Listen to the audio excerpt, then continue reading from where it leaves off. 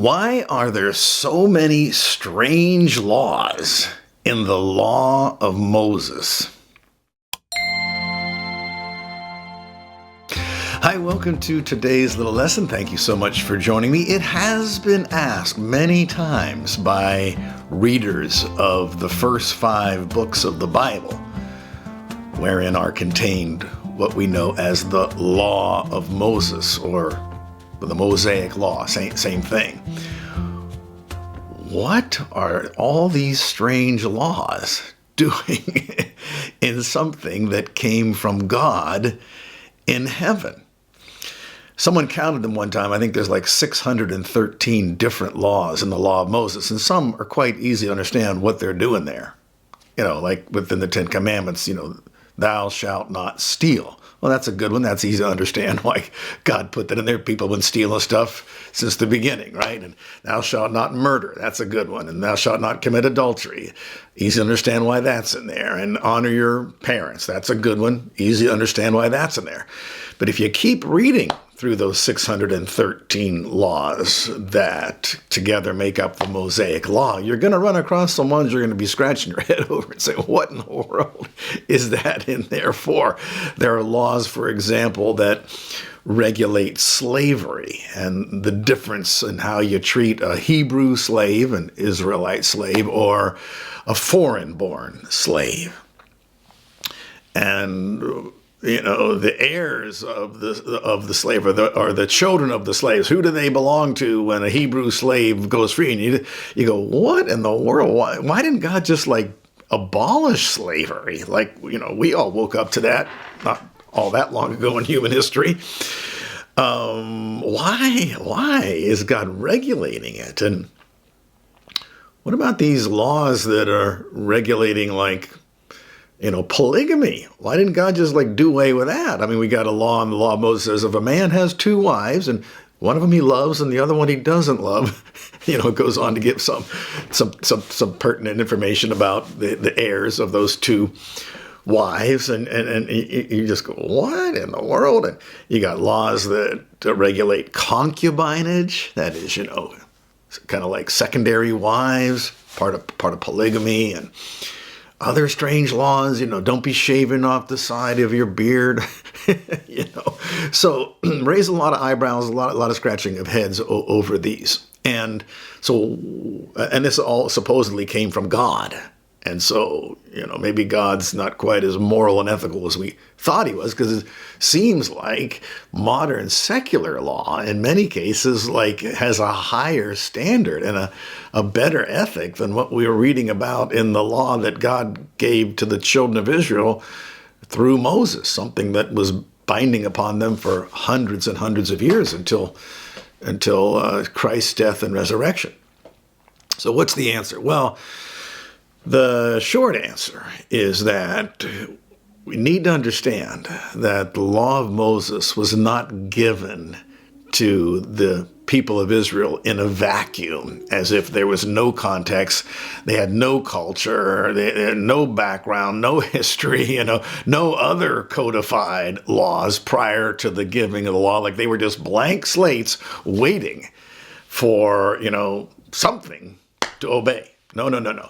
Many cultures predated, the biblical patriarchs. We know, for example, that Abraham, God called him out of Ur of the Chaldees, or Chaldeans. Now, I'm not a big ancient history expert, but, I think everyone's heard of the Chaldeans, right?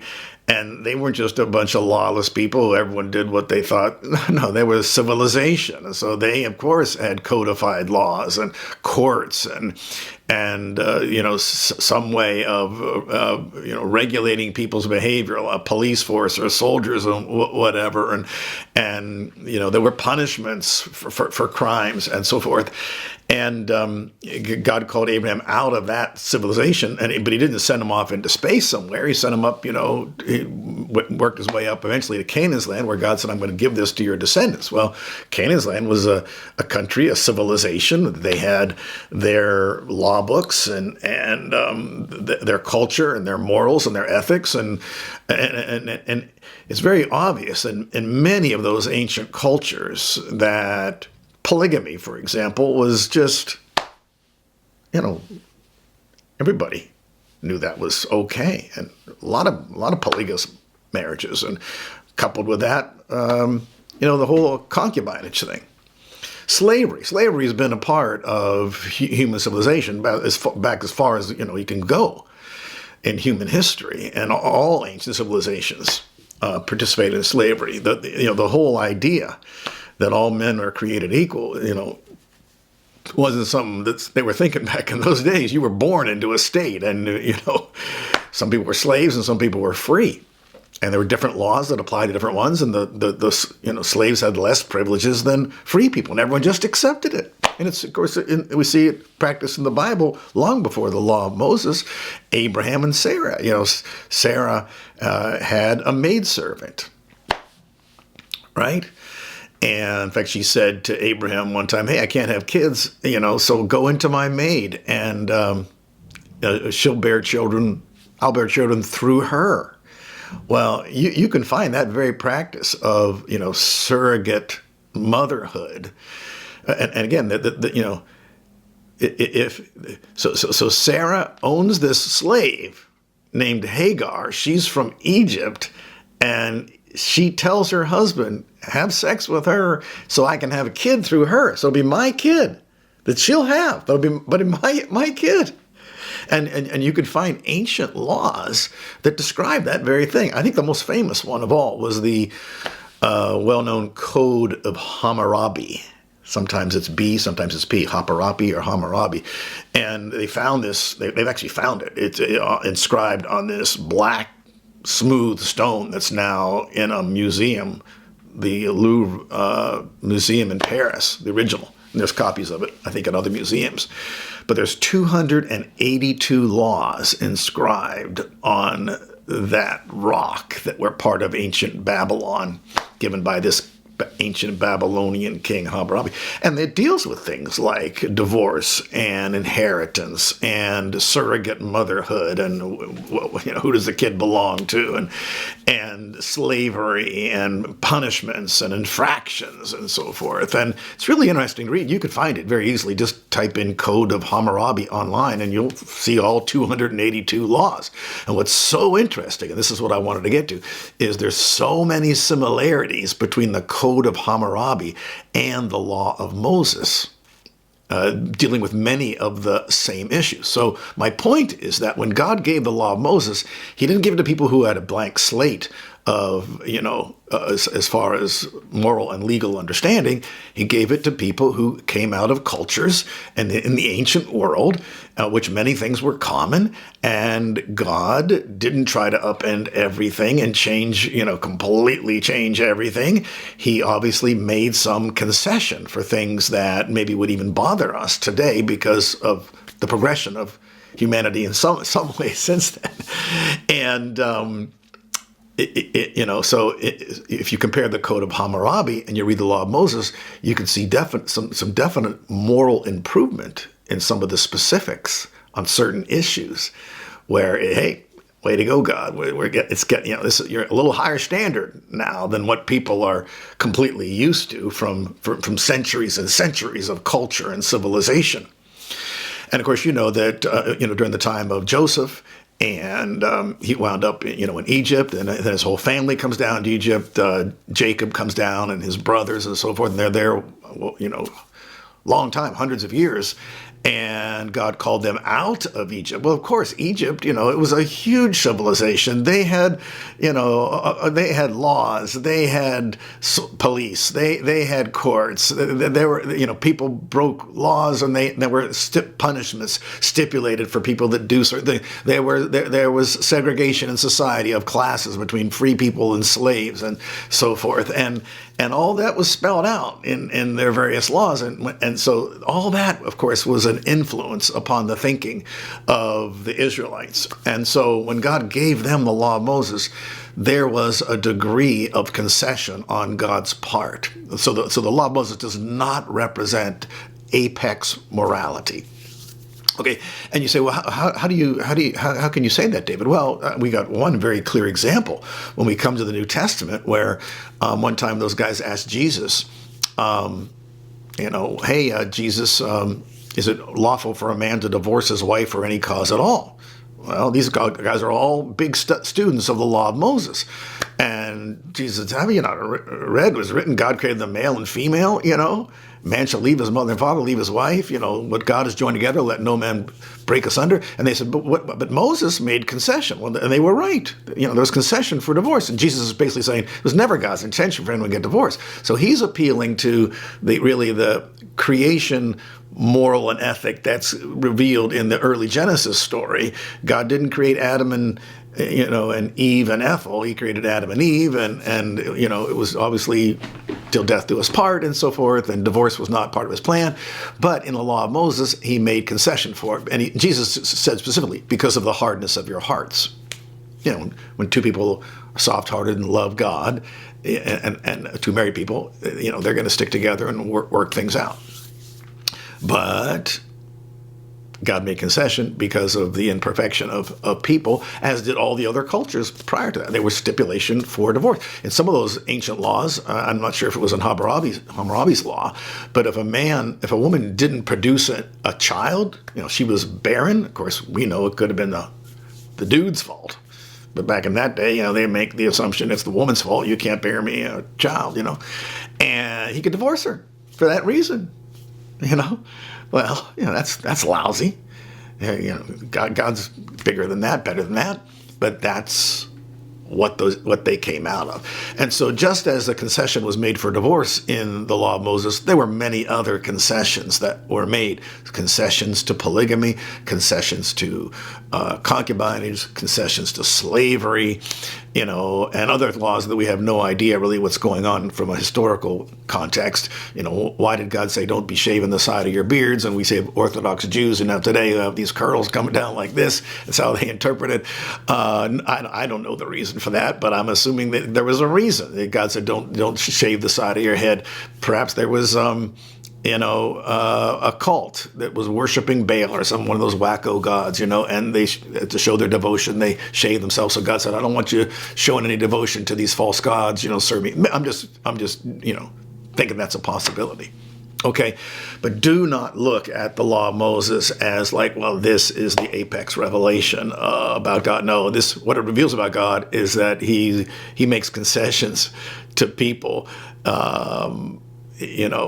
even moral concessions. It's quite profound to actually think about it that way. And remember, they asked Jesus, what's the greatest commandment? And he didn't say, don't shave your beard. And he didn't say, if a man has two wives and he loves one, doesn't love the other. He didn't cite any of those. He cited one kind of not a big emphasized commandment in the Old Testament. He said, here it is, love God with all your heart, mind, soul, and strength.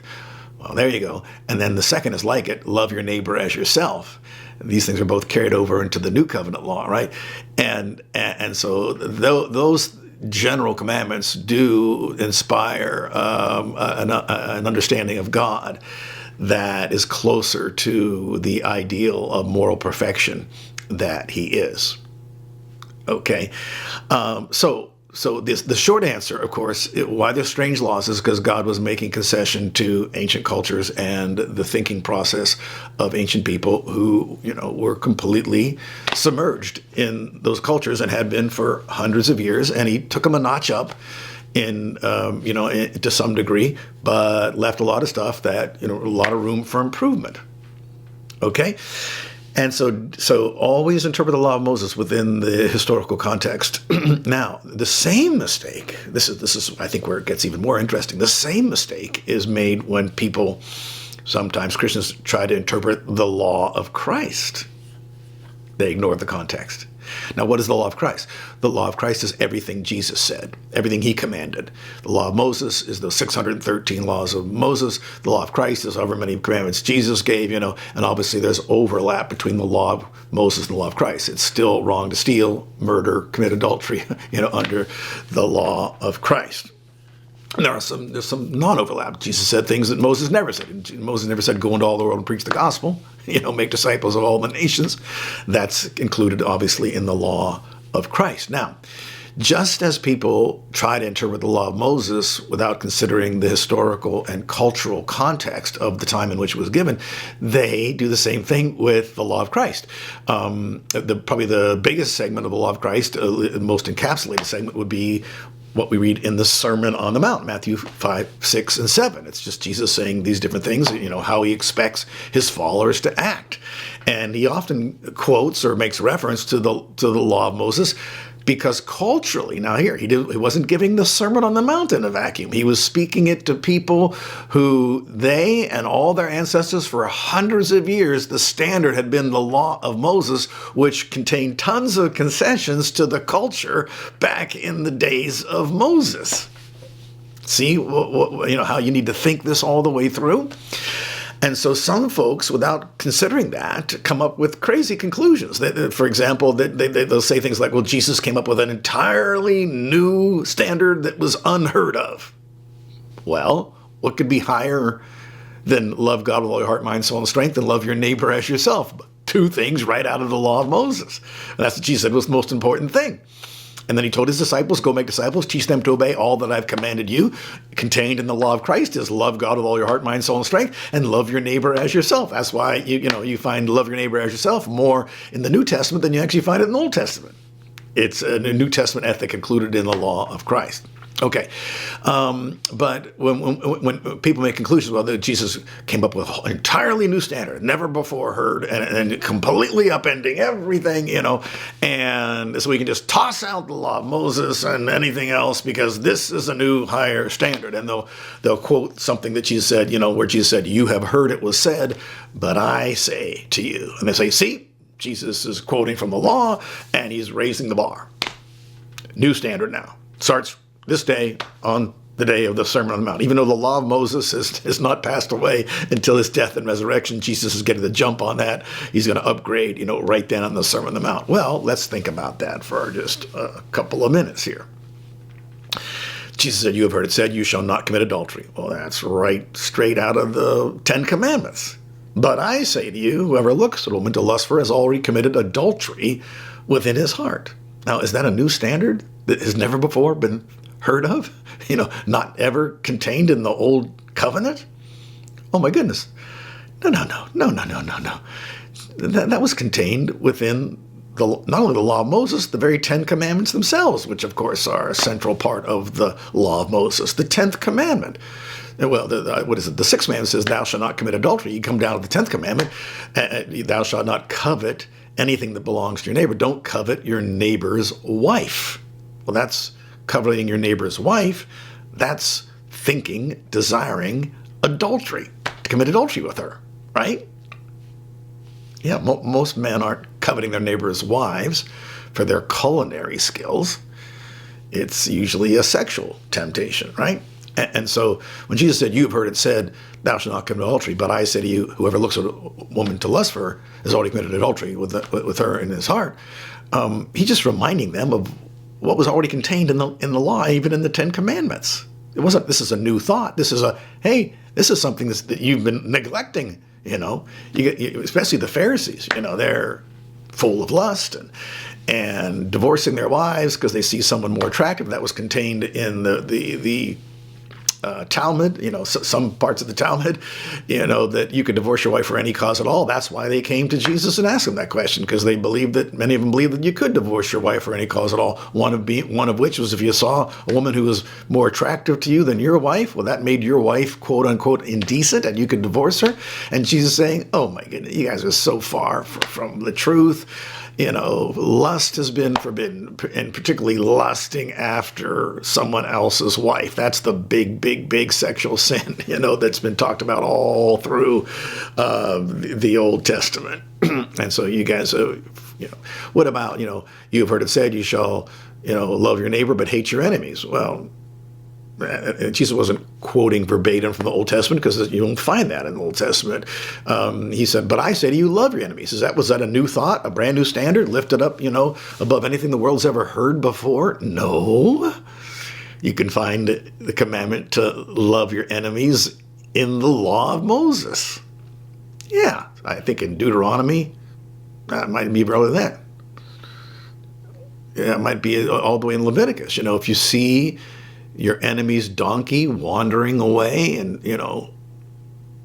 out from the fences and so forth, you don't just ignore it. You go get that donkey and bring it back to your enemy. The idea is you're loving your enemies. If you see your enemy's donkey struggling under its load in the law of Moses, you shall help relieve that donkey of its load that belongs to your enemy as your enemy's leading it along there. So you overcome evil with good. That's in the law of Moses. And there are other things in the law of Moses. But people, when they take the Sermon on the Mount, ignoring its context that it was spoken to people who, had a Mosaic law mindset, they come up with all kind of goofy ideas like, well, Jesus was abolishing, no Christians should join the army. Yet in the Old Testament, you got God raising up armies, sending out armies, helping armies, for moral and just causes, And so we just come to these goofy conclusions when we ignore the context.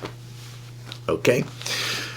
So you find, for example, here's another reference back to the law of Moses. You have Sarah saying to Abraham, I mentioned this before, that you can't have, I'm not having children. Oh no, what I'm thinking of, this is predating the law of Moses. This is when one of Judah's sons, the Lord, who was married, the Lord took his life because he was evil, and then Judah said to his other son, "Go into your wife and take her, and raise up children for your brother." So this predates the law of Moses, and we think that's a weird thing, but that's found in some of the other codified laws of ancient civilization. And why it was a big deal, to them back then, to have children, even if you're dead with your name. We don't fully understand that. But that became part of the law of Moses. It's called Levit marriage, where if a man dies, this is in the law of Moses, he has no children, then his brother is supposed to take his wife and raise up children to his name. And it doesn't say whether the brother has to be unmarried. No, he could already have a wife. And so God is, instructing people in polygamy under certain cases. Okay, so all of this does not reflect necessarily the apex perfection and morality. You get much closer to that, of course, in the ideals that are brought forth and emphasized under the New Covenant, the general idea of loving your neighbor as yourself, and so forth. And it has been a good thing to see generally, well, not generally, but in many places in the world, culture progressing towards a closer to that ideal over the centuries because of Jesus's influence and the influence of Christian thought in culture around the world. A lot of people don't even realize how pervasive Christian culture is, to a degree, in influencing modern cultures and all the benefits that come from that. Okay, that's a whole interesting thing to think about and to study. All right, so all of this is to say that when you read the law of Moses, read it within its not just biblical context, but a historical and cultural context. And don't try to put God in any kind of a goofy box from that. And when you read the Sermon on the Mount or read any of the law of Christ, also read that within its historical context that spoken to people initially who were totally focused and committed to the law of Moses, which itself had tons of concessions. So there was definitely an attempt, to bring people back, to the original idea, like in divorce, for example. Jesus definitely, he didn't say the law of Moses was wrong. He said God allowed divorce for the hardest of your hearts. Of course, the Christian ethic, of course, is one that we like to, resist divorce and prevent divorce as much as we possibly can. And of course, that's a whole other subject in itself because there's just so much to say on that. And again, I think people interpret even Jesus's words on that without considering the context of his day when divorce was so commonplace and men believed that Jesus spoke to, that they could divorce their wives for any cause at all. And so you have to take that in consideration when you look at what Jesus was saying, because he was reacting to a culture, reacting to a mindset. And if you don't know that mindset, you can misinterpret and misunderstand and draw conclusions that are wrong. Okay, well, I hope this has been helpful to you. All right. Interesting stuff. Okay, interesting stuff. If you've never yet been to our one website, we've got two that we always talk about, but davidservant.com. We've compiled decades of good information there, biblical teaching, lots of devotionals that you can subscribe to, and read through the New Testament in a year, and devotional for parents and their children, and books on various topics. It's all there for free. And, please take advantage of it. And we put it up there for you. So hope it can be a blessing to you. Until next time, may the Lord continue to bless you.